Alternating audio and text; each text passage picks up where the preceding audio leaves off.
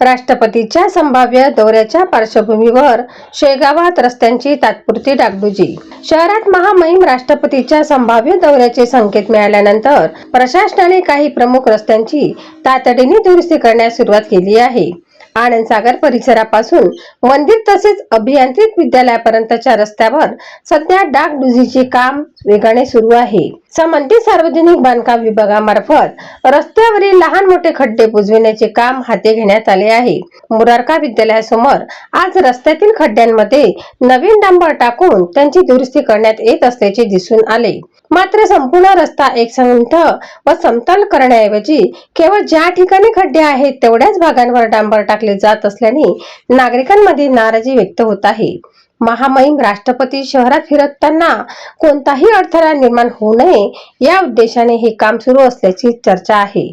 मात्र नागरिकांच्या मते ही दुरुस्ती तात्पुरती आणि थातुरमातुर स्वरूपाची असून दीर्घकालीन उपाययोजना करणे गरजेचे आहे। शहरातील रस्त्यांची अवस्था सुधारण्यासाठी प्रशासनाने केवळ दौऱ्यांच्या पार्श्वभूमीवर नव्हे तर कायमस्वरूपी दर्जेदार काम करावे अशी मागणी नागरिकांकडून होत आहे।